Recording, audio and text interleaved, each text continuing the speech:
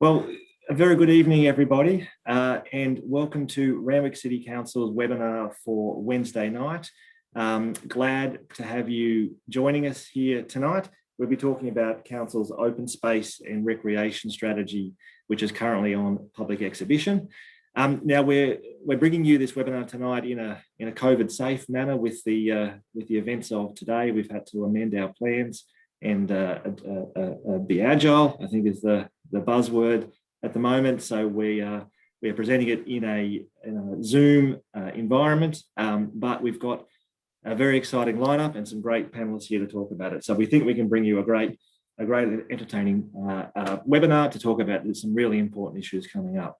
And I think we've saved the best for last too. So with any trilogy, always the third in the series is the best. So hopefully we can entertain you, but also inform you and inspire you a bit about what the future of open space and recreation holds in Randwick City.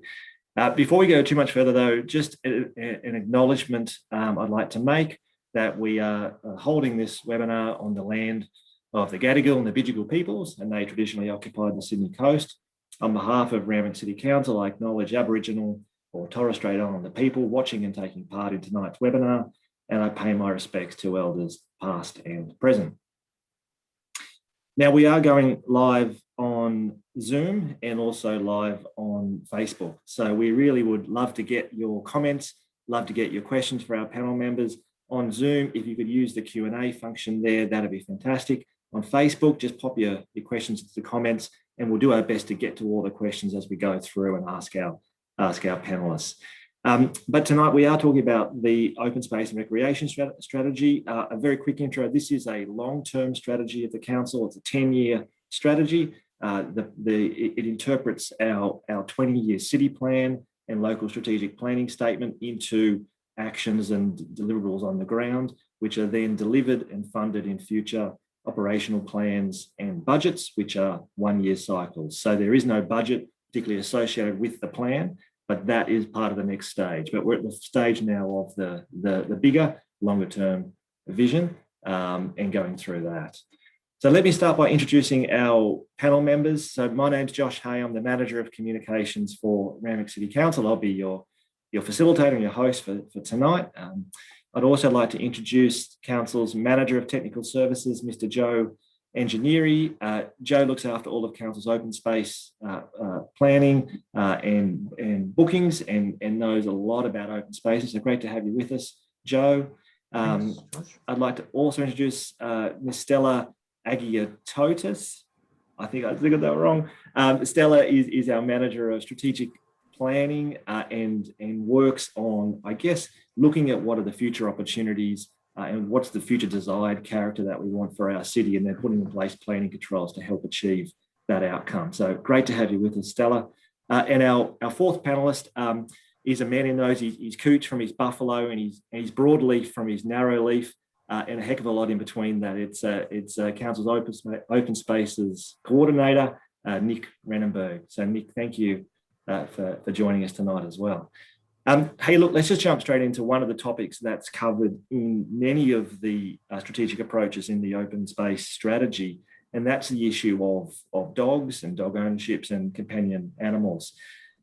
So I've been working in local government for 20 years now, and if there's one topic that gets people really emotionally invested and gets lots of conversations going, it's the topic of dogs. And I think that's partly because dogs are so important in modern life, and in particular in urban environments where you've got less access to open space and you've got potential social isolation. Dogs are a really great way to get out and about, to meet people, to break down social isolation. So I think councils recognise that importance, and our strategy really is designed to continue and to enhance that. So look, let me just start by saying, I'll throw it out to the panel, who owns a dog and what's your experience of dog ownership?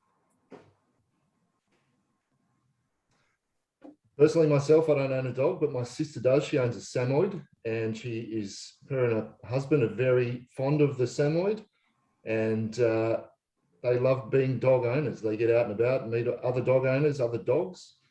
That's my experience with dogs. Don't own one personally. Yeah, good on you, Nick. Hey, just your audio is a little low, so I'll just probably get you to speak up a little bit if you can. Yep. Stella, are you a dog lover?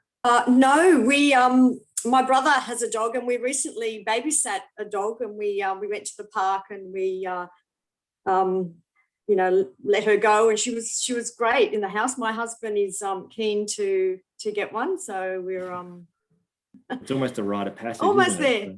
Yeah, no, good on you. So Joe, I'll throw to you. So dogs are an important issue in this strategy. Why? What are the benefits that you think dog ownerships provide? Well, we as a council provide facilities for recreation for dog owners to take their dogs out and about in public and help exercise their dogs. And we see the benefit, obviously, if you have, like with humans, we exercise, and dogs are quite active and need to be out and about.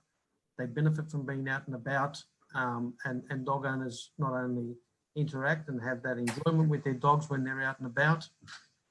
So there's that aspect to it. And then there's times when the dog is more of a companion and like a family member at home. So it's important to have facilities for dogs, given that there's lots of benefits of owners get from owning a dog in terms of that companionship that we mentioned. For people who are lonely, they rely on dogs. But part of having a dog and keeping them healthy is to have access to open space areas where the dogs can exercise. Yep, great. Now, take us through a little bit in the strategy. There are a number of strategic approaches that look at enhancing people's ability to be able to access open spaces for dog walking and dog off leash areas. And in particular, the study that we did that informed the development of this strategy did find that we are lacking some off-leash dog areas in certain parts of the city. Can you take us through a little bit about what our plans are for increasing dog off-leash parks? Yes, certainly. So we have 14 off-leash dog parks throughout the city, but how they're distributed, we found that there's a gap particularly in Westward, Kensington and Kingsford, in lacking for a facility. So we need to look at how that distribution throughout the city. That's one thing. The other aspect to provision of a dog park, there are different standards that facilities that we can provide.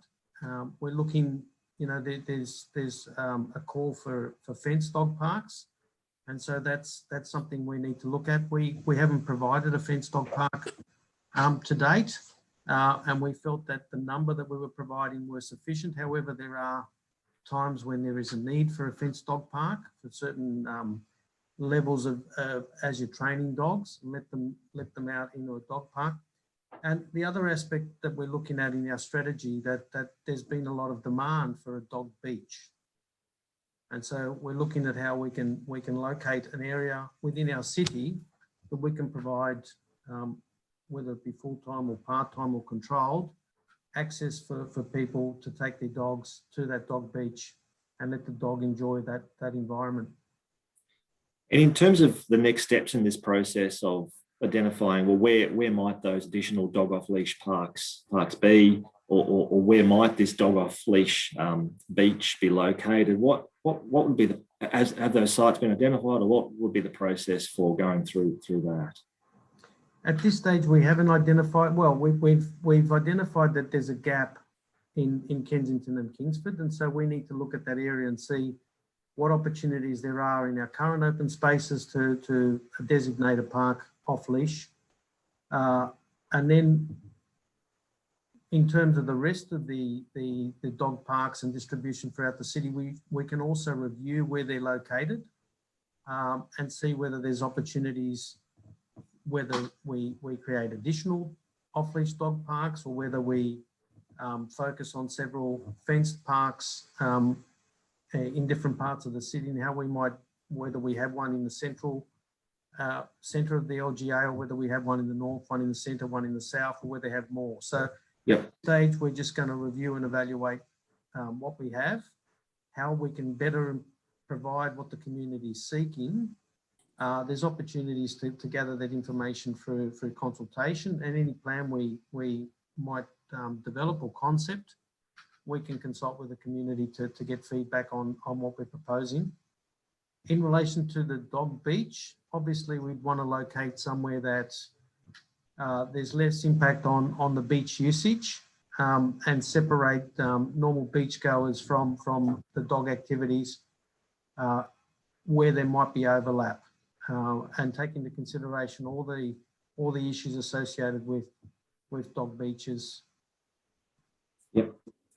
Thanks, Joe. A quick shout out to some people watching on Facebook and on Zoom. So hi to Maria on Facebook. Thank you for your question. Hi to Diane on Facebook as well. And Richard from Malabar. We will get to those questions shortly. If people have any questions on dogs, any types of questions, feel free to send them through, pop them through, and I'll pop them through to our panelists. Amanda on Facebook has a question. She says, we need a dog park that is walking distance from home. The dog park at South River is often turned into a car park. Joe, I'll throw this one to you. Part of the strategy is to provide open space and recreation within a walking distance of where people live. Would it be possible to provide dog parks within close proximity of people's homes? Well, there's every location that we'll look at, we'll see whether it's reasonable and its current use. If it's a fenced dog park, that area will be isolated generally to be a dog park only. So we have been able to provide a high number of dog parks, a significantly high number, which is 14 currently. And we were aiming to provide that close proximity to the residents and hopefully within walking distance. Not every dog facility will be suitable for every dog owner. So unfortunately, sometimes like with the dog beach, people may have to drive. It may be too far to walk to the dog beach. But certainly when we distribute the 14 across the city or add to them, we'll be looking to make them closer to anyone in terms of walking distance. Yeah.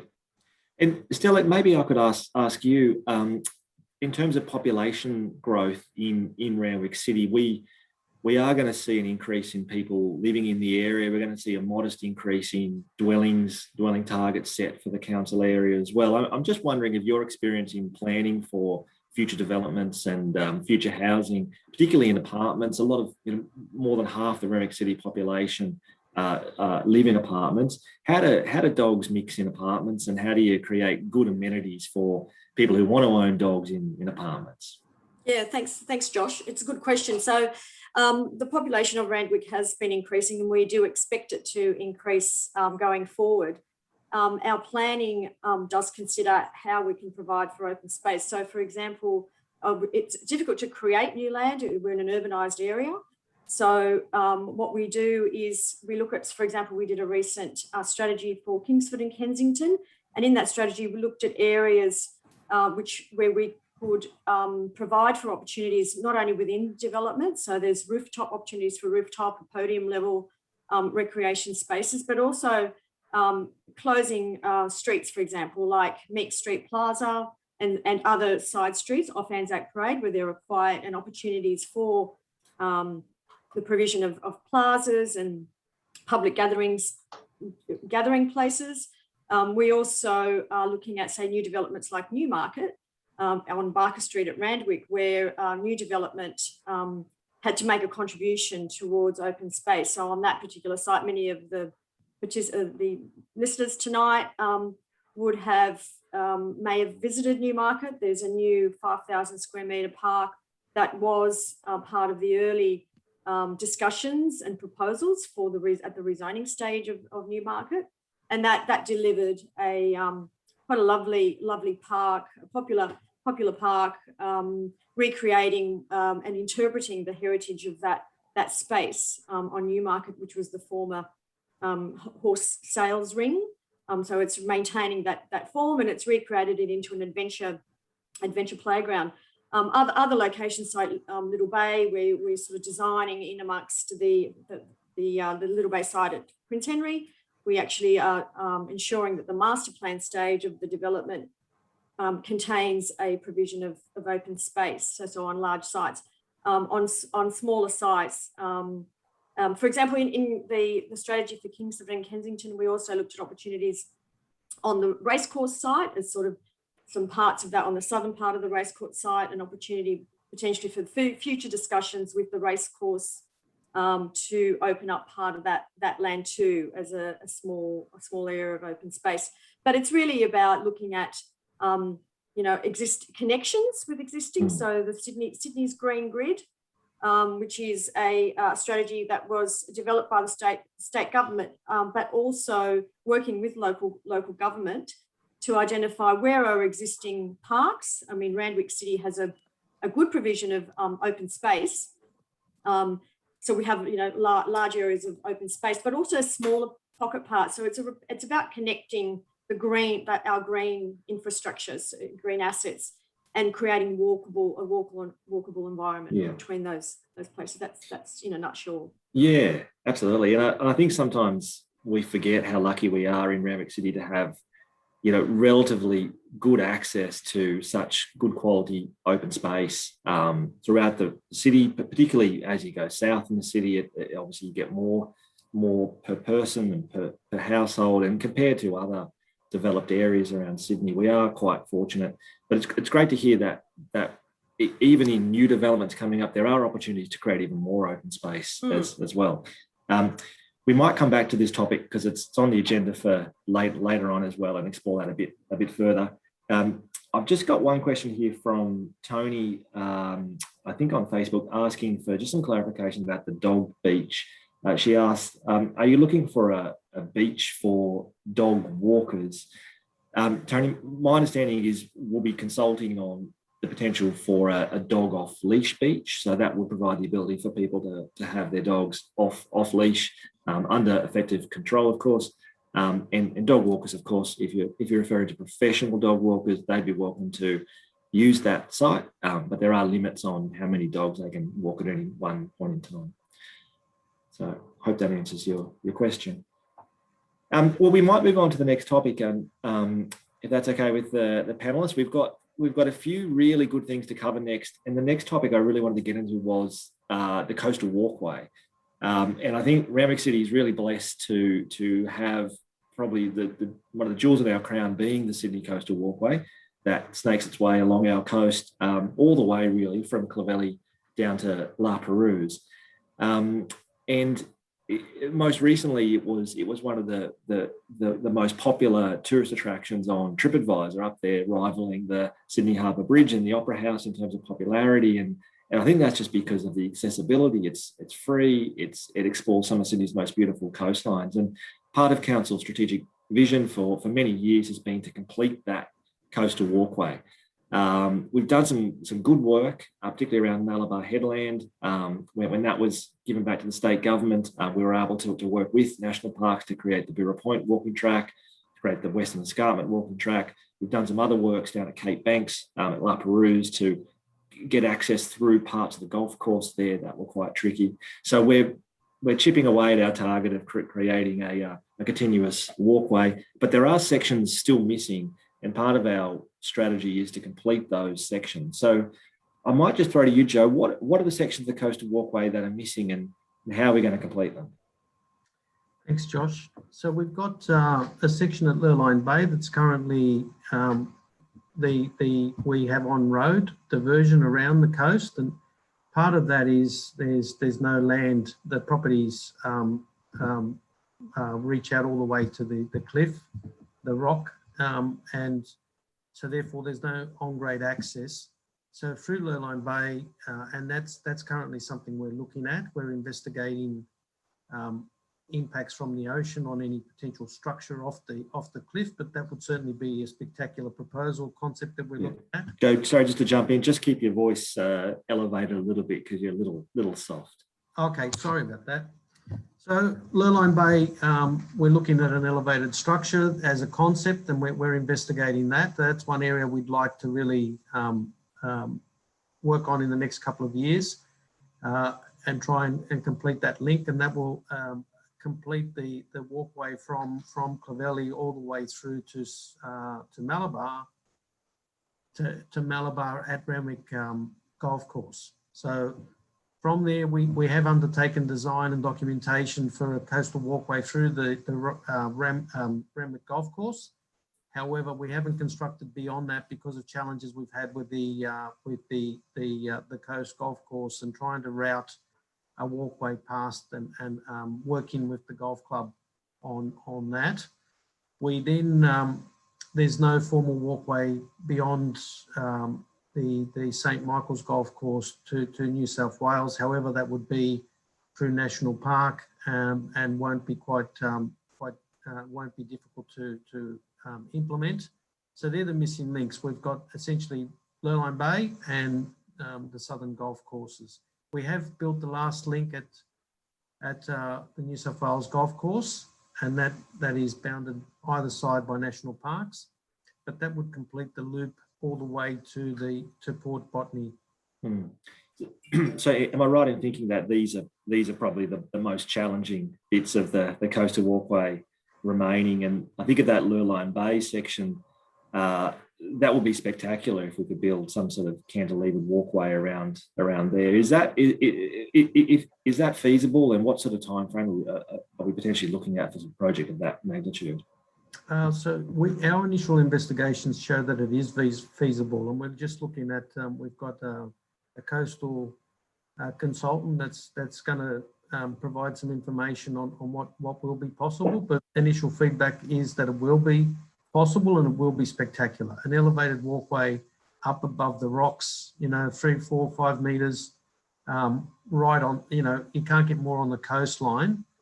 In terms of constructability, we've looked at that as well, and it's certainly possible. Coastal, structures are possible. They do require significant funding. So the funding and the timeframes, that's the only real challenge, but the other challenges can be overcome.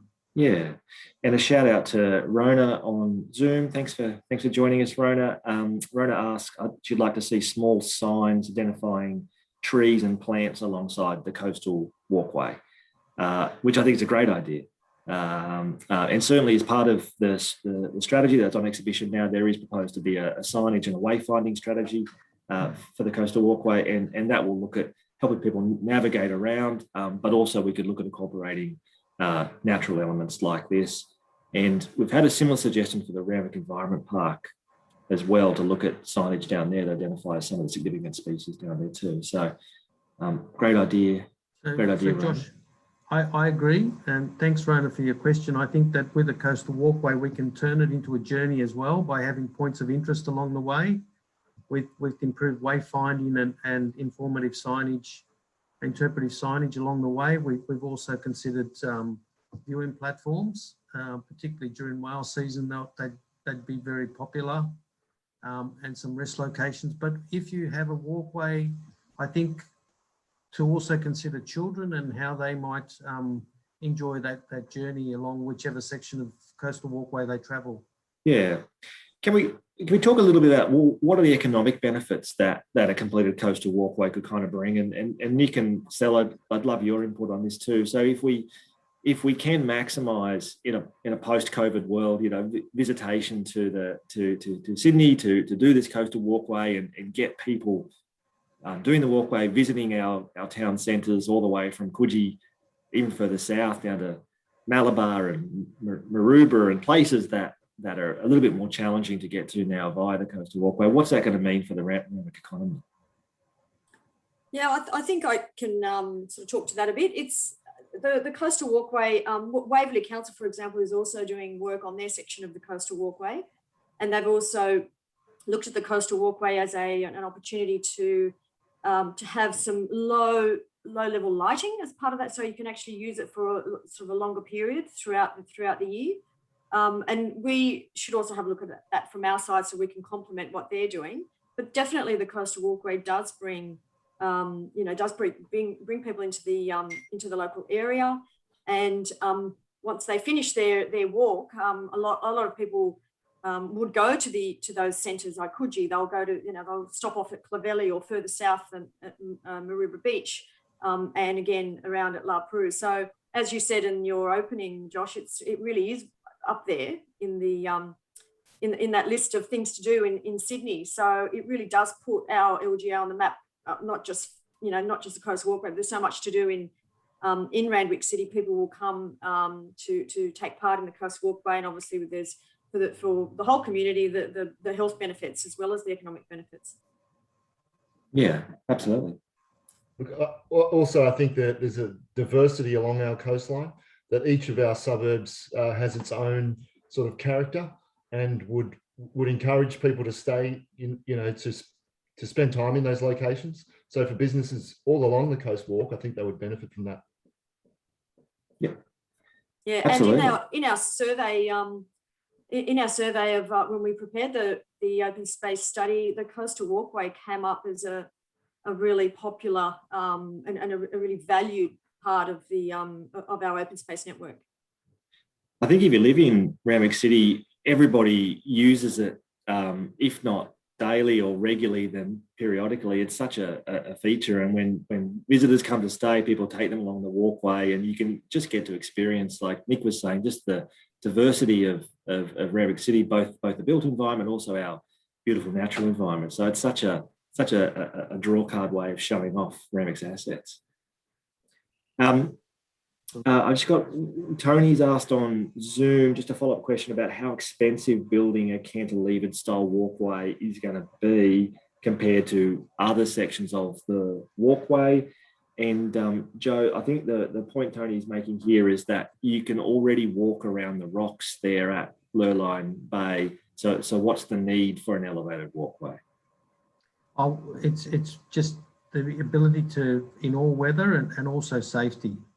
So you can walk around the rocks, but it's not for everyone. And what we're looking at with our coastal walkway is to make it as accessible as possible for as many people as possible. Admittedly, at the northern end of that section, there will be some steps. However, steps are easier to navigate than some of the rocks. It will be a lot more expensive in terms of construction costs. However, we have no alternative for on-grade, because the properties come all the way to the cliff edge. So the only option is to build off that cliff edge to remain on the coastline. The current diversion, not ideal, gets you around, but to have a continuous walkway, and it will be quite spectacular. And I think there's also, the opportunities we mentioned before about viewing platforms, and it just adds another point of interest to one of the most iconic facilities in our city. And you're talking a significant iconic attraction here. So while the capital costs will be higher, there's also opportunities here that council can pursue for state and federal funding for a project of this magnitude too, given the economic benefits it's going to deliver for broader Sydney. Just a couple of the questions. Shout out to Therese. She just asked to explain a bit more about council's advocating for public access to the remaining federal land on Malabar, Headland, including the rifle range. People will probably be aware that land has been off limits for public access for about 100 years, and it was only recent times that the land was handed from the federal government to the state government, and parts of it were turned into a national park, and that's why we've been able to create a western walking track that's open permanently, and an eastern or a Burra Point track through national park land that opens periodically when the rifle range isn't being used. But I'll put it to the panel. Can you unpack a little bit about what's council's role and what's council's purpose in advocating for increased access?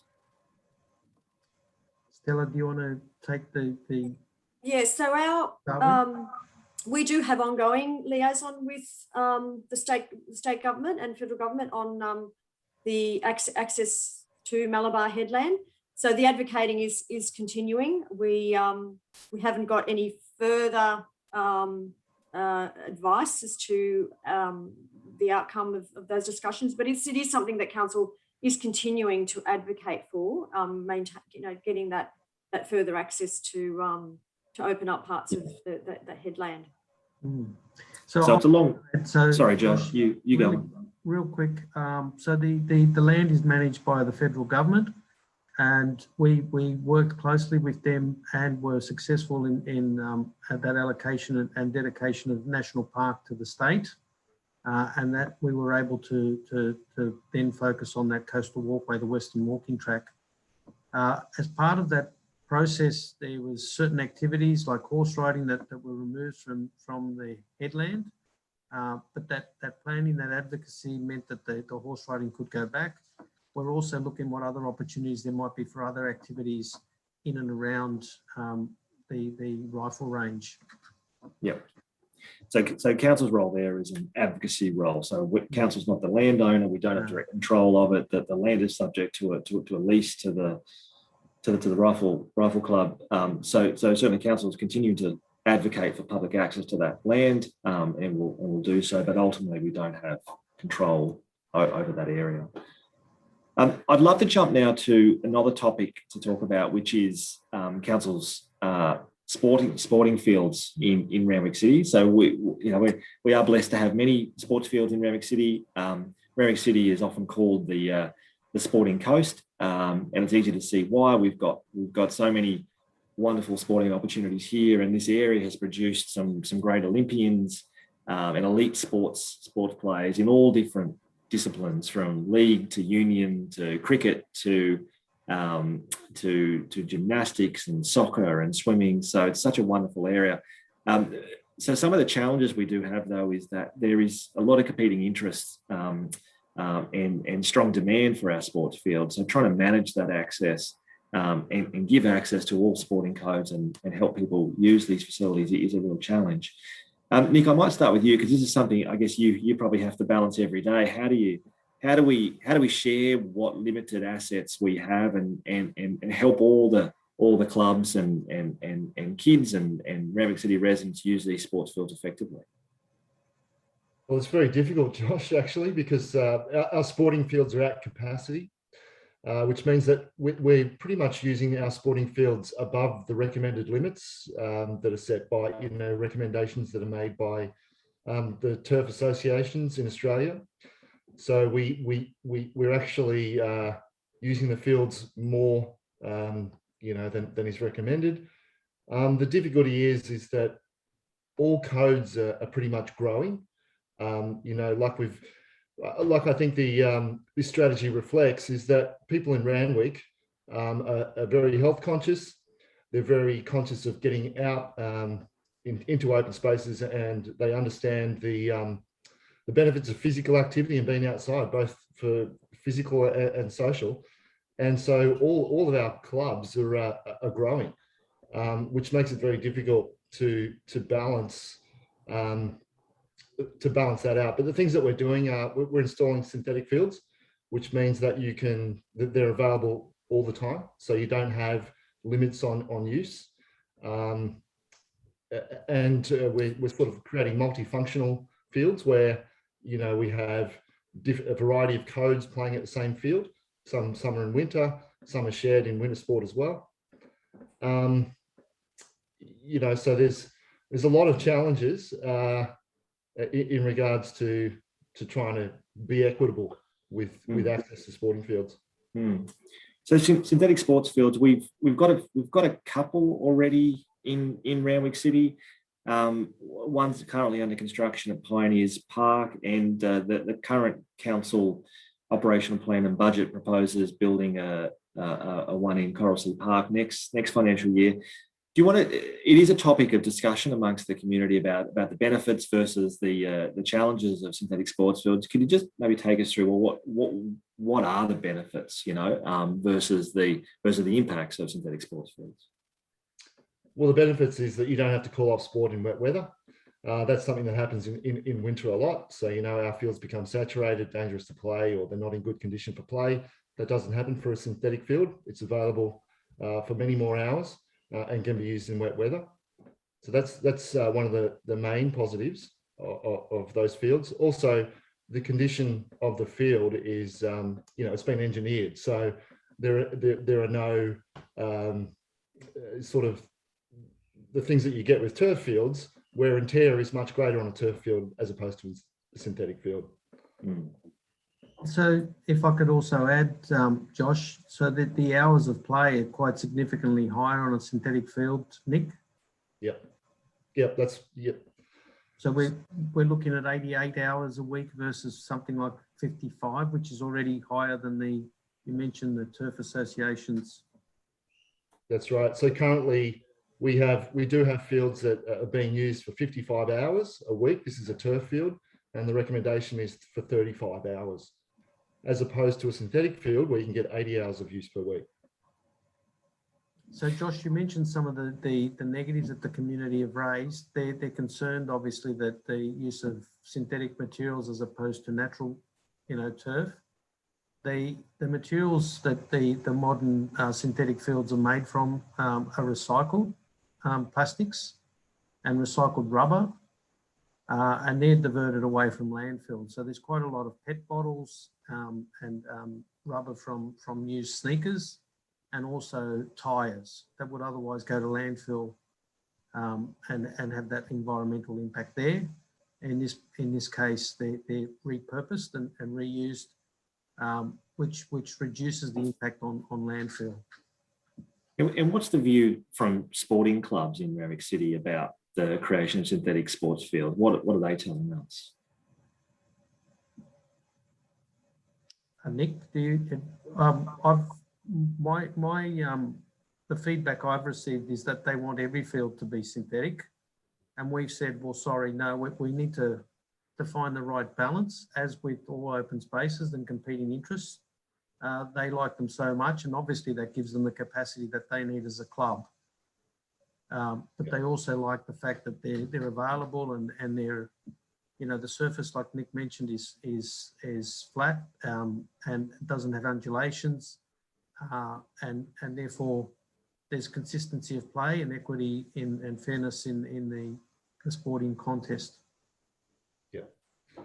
Yeah, the feedback that I get is that, particularly for soccer, synthetic fields, they would prefer synthetic fields everywhere to play soccer.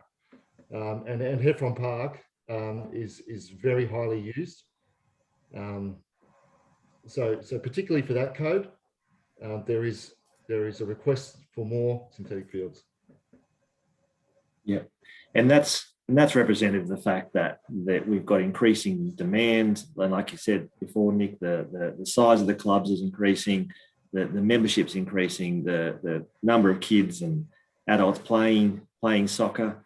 I've even heard Maroubra United Soccer Club now is a walking soccer game, so aimed at kind of low impact a sport. So trying to get people involved in the sport at all spectrums of their life, which is a really positive thing and result in healthy lifestyles, living longer, enjoying life, and social connection too with other people. Yeah. And I guess that's what we're all about here. It's about making life that we're all going through better, using what we've got to meet other people, to enjoy and have fun and be healthy. Yeah, and also this, and there is, we have a lot of information about how much our spaces were used during COVID and how valuable our outdoor environments are when, during this time of COVID, where people do need to get out and exercise and take it. And a lot of people have used our parks and facilities much more during this period. So it's important that they are well managed and protected and enhanced and work harder to serve those needs, or the diversity of needs in our community. I suppose, from the passive uses, which is, thinking about that spectrum of how people use parks. A lot of people have said in the surveys that, they just like to just go out to the park and then take advantage of the ambience and the environment and just some quiet time and just reading and or Tai Chi or some low impact activities. It doesn't always have to be organised. And then you've got the spectrum moving from, the personal fitness, which becomes a little bit more organised, and then the sports, which we've just spoken about. And then obviously we have that other range of facilities, which are representative, representative level of facility, which caters to that other end of the spectrum. When we surveyed people as part of the open spaces study, I think the top recreational use of open spaces was walking. So I think 87% of respondents said that was the most common activity that they participated in. So yeah, there's a strong demand for those passive sort of uses of open space. That's right. Now, we're getting lots of questions on Facebook and Zoom, so thank you very much for the questions. Keep them coming in. We're not going to be able to get to every question tonight, so I do apologise. We've got a couple more topics that we want to cover before we wrap up at 7:30. Excuse me. I want to jump in and talk about playgrounds and providing quality recreation space for children, but also for young people. And I think that's probably a gap that the strategy has identified, in that generally local government and Randwick in particular does a really good job of providing playgrounds for children, perhaps age 10 and below, and they're really important because they provide meeting points and socialising points for families, particularly those who have limited access to private open space.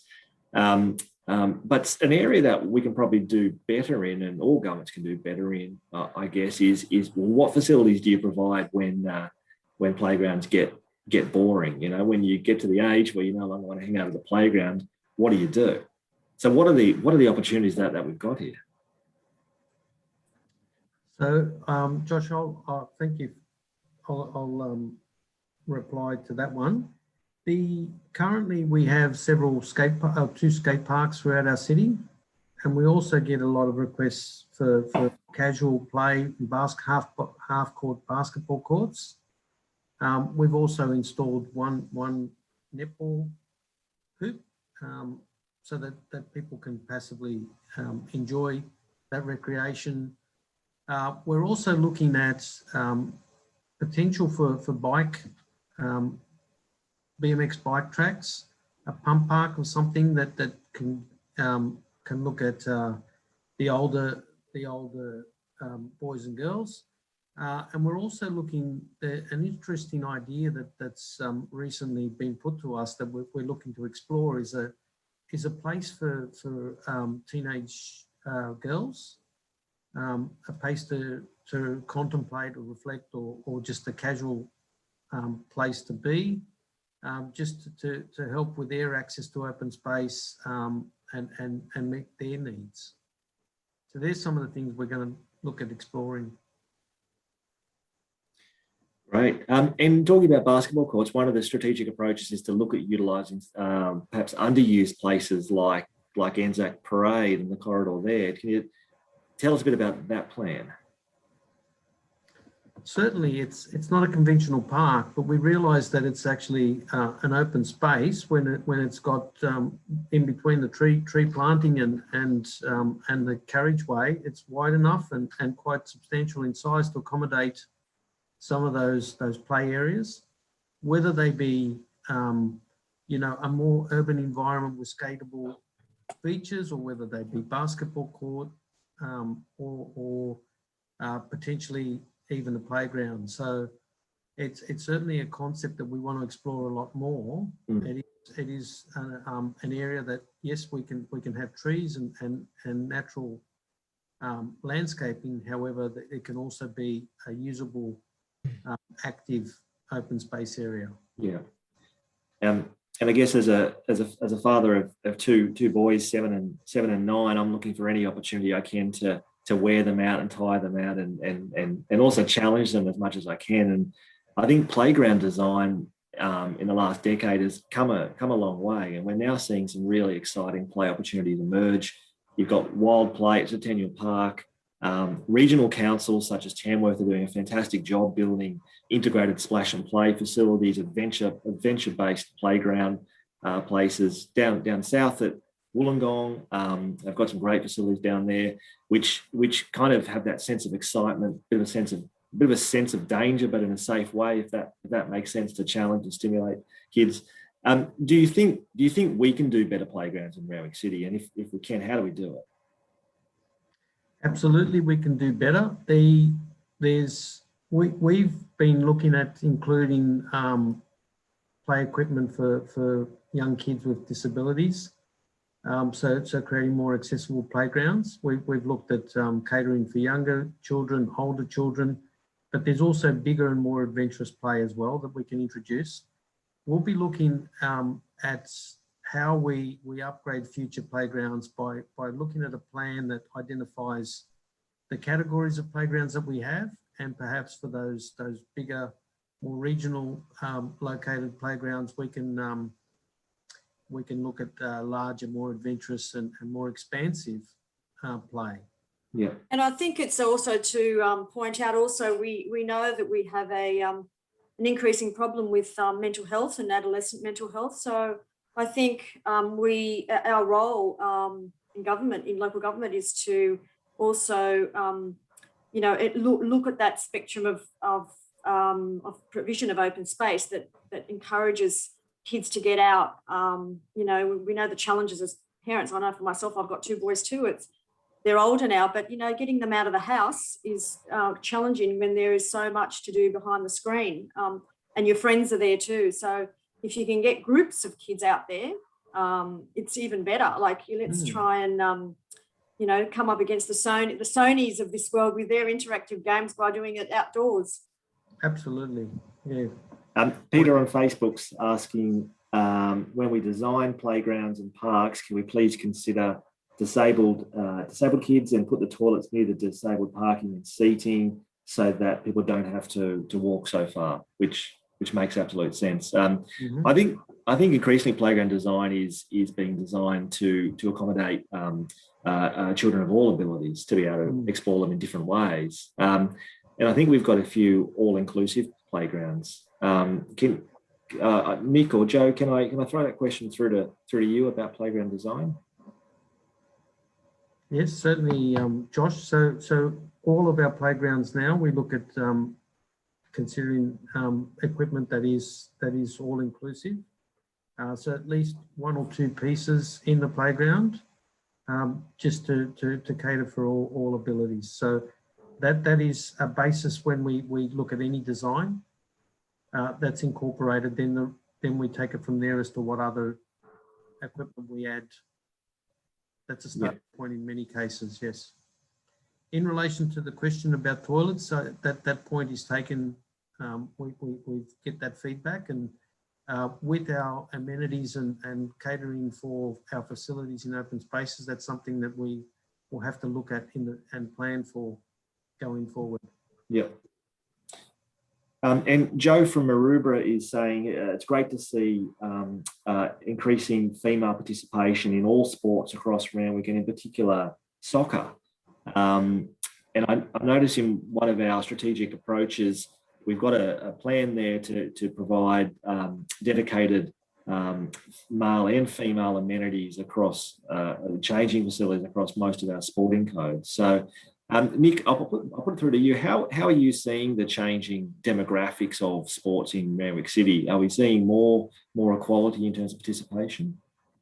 Yeah, we are. We just put it to our sporting committee, which what we can do to support the increase of women in sport. And we've just received some responses recently. So our sporting committee consists of all the different codes that play sports in Randwick City Council. And they've put that question to their club members, what they think we can do better to help women in sport. And so, once we get that feedback, we'll be following up on that. But yeah, look, I've definitely seen an increase in women participation, and that's been one of the main reasons why sports have been growing so much. You've got half the population wanting to be involved. So it's a 50% increase. So. It's great to see the television networks broadcasting more women's sports as well, and that's increasing the profile of those sports and encouraging more women to get involved. Mm-hmm. Absolutely. Great.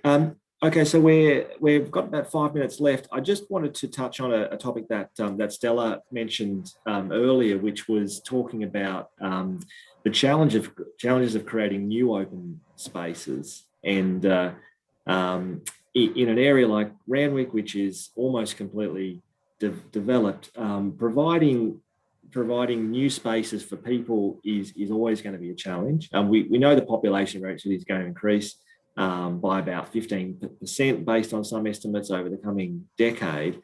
And that puts more pressure on what existing open spaces that we have. Of course, you've got more people competing for that space. So, one of the challenges that councils have is, how do we plan for increased open spaces? in areas that are already populated. So Stella, maybe I'd just love to get your insights as to as a strategic planning process. How do you do that? How do you create more open spaces in a challenging environment like Randwick? Well, as I mentioned earlier, it's where we can get it as on private land. We do work closely with the owners of the property owners on larger sites. We also do it as part of our strategic planning for our town centres and looking for opportunities to close roads and to create plazas. And it's the landscaping and the increased tree canopy that's important to address things like the urban heat island effect, which we know is important, also drainage and flooding issues. So creating more green space is a priority, not just at the local level, but we are hearing and seeing a lot more from the state government on their new policies and funding, in fact, for council to improve open space and create legacies in the future. So with that funding, so we have looked at public land, the opportunities for those plazas, and we also look at, with increasing population, are we able to? So there's a benchmark that is used across the industry in providing for at least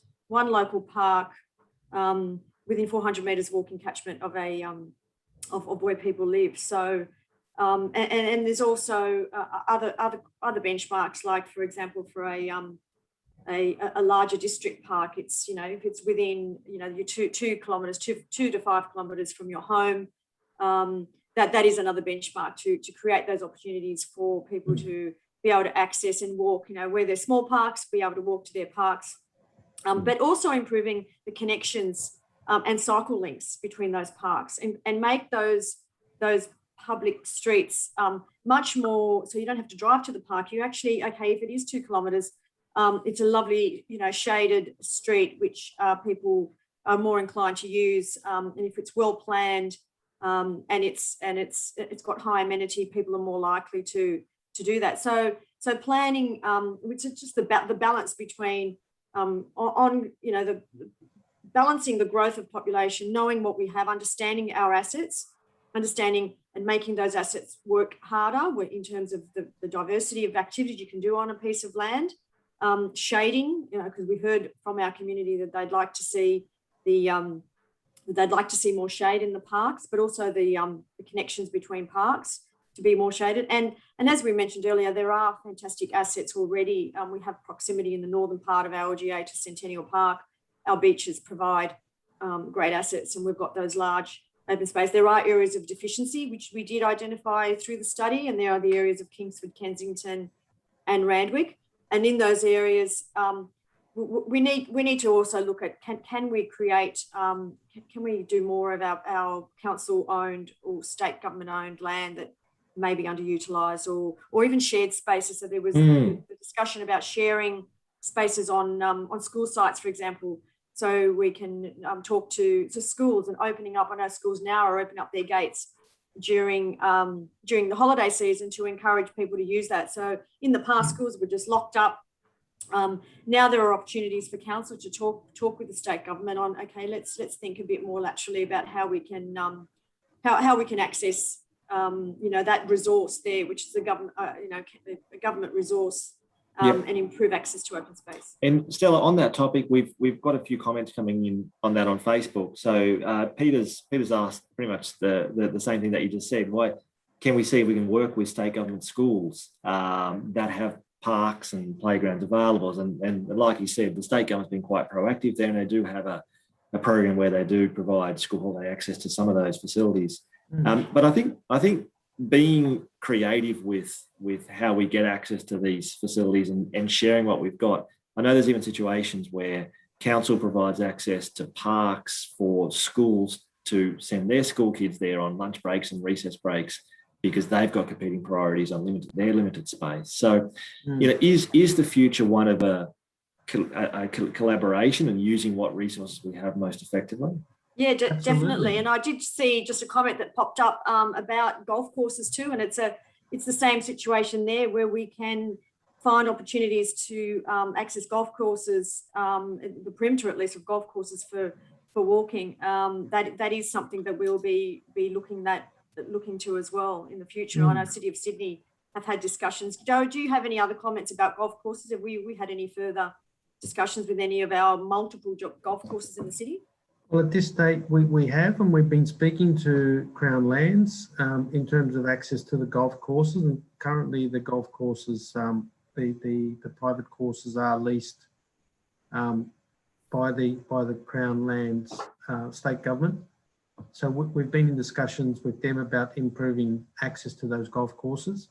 In terms of the schools, one of the key observations we made was that those fields aren't used during the weekend, and that's when most sporting clubs have their games. So that collaboration with schools is an excellent opportunity. And another point I'd make is not only creating additional space, but also protecting space. And we do that through, and Stella does that through the Randwick Local Environmental Planning Plan, and that process where we preserve open space and even seek to have land, if it's developed in the future, to be dedicated as open space. So we seek those opportunities where possible. And there's been one or two opportunities in recent times where obviously our advocacy for National Park from the Malabar Headland, but others that we're looking to work with the state government on dedication of Crown land to council as reserve manager or owner of that land to manage it, try and increase the open space that we have. I've got a question here from Kim on Facebook, and thanks for tuning in and staying with us, Kim. She's asked, one of the questions is, can we have more circular bike tracks for under 10s, e.g. at the new Neptune Park? So I think Kim, you're referring to bike tracks like our pedal park at Heffron Park in Maroubra, which I think we built in 2012, and that's a fantastic asset. And there's one in Sydney Park too that the City of Sydney runs, and they're miniature bike tracks designed for teaching road safety skills and fun and recreation. So I think it's a great idea, and we're currently trialling some pop-up winter pedal parks, which you might be aware of. We've got one at Clovelly Beach, where we've taken away a small section of parking and installed a pedal park with some ramps and some jumps for kids to use. And there's one that was at the Chifley Sports Reserve. We've temporarily had to remove that because of the COVID testing facility, but fingers crossed that'll be back. Joe, Nick, Stella, are there opportunities for more recreational facilities like that for kids? Absolutely, there are, Josh. And we just in relation to a cycling facility. So there's at Heffron Park, we have the pedal park, which is intended to be an educational facility as well as a fun activity for young kids on bikes. And by education, I mean teaching children all about the road rules. There's also the larger loop around the outside of Heffron Park, the shared or the bicycle path. And then for the rule enthusiasts, we have the criterium. So there's different levels of facilities that we can provide.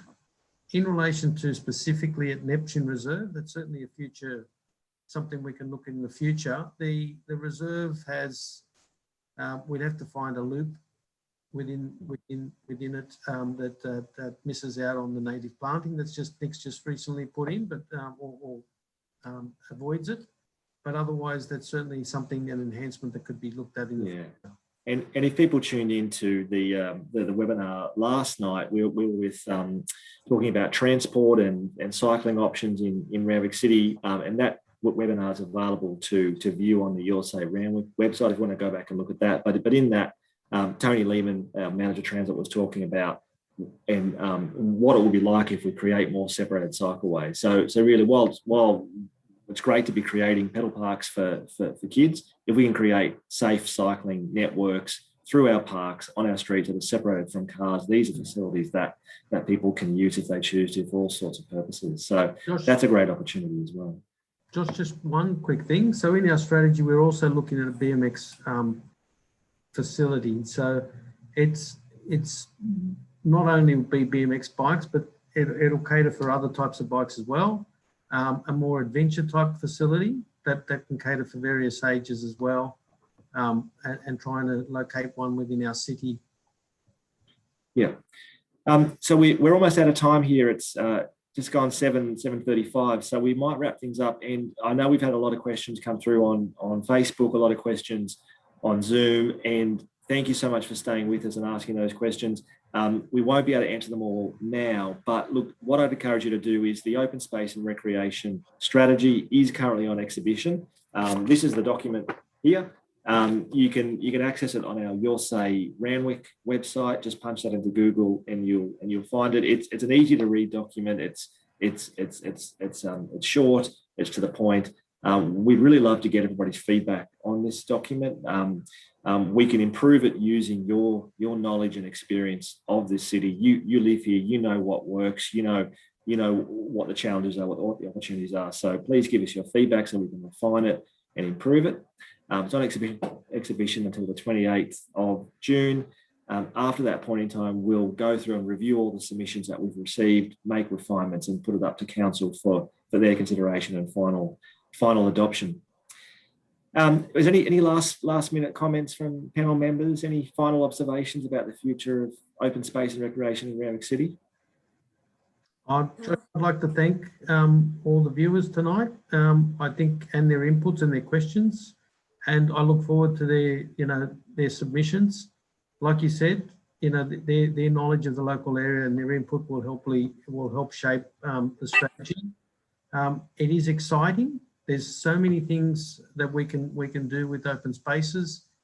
We need to find that balance, but there's certainly lots of opportunities to be creative and to provide activities or land use that benefits many members of the community. Yeah. Thank you to everyone for tuning in. It's great to have your feedback, and we're looking forward to seeing some great ideas and innovations. Same from me. Thanks to everyone for joining in. From me, I'd like to get on to delivering some of the things in the needs study, and I think it's going to be an exciting time in the future. Can I thank our panel members, Joe, Nick, Stella, and my team who are working behind the scenes here, Carmen and Amanda. Thank you so much for your time. It's a cold winter's night at 7:30, and you've all given up your time to make this webinar happen. So thank you so much. Thank you for watching, and stay safe, and be mindful of the COVID rules that have been announced today. So please be aware of them, and look after yourself, and stay safe, and we'll catch you sometime soon. Thanks for watching. Thanks, everyone. Thanks, Josh. Thank you. Thanks, everyone. Thanks, everyone. Bye.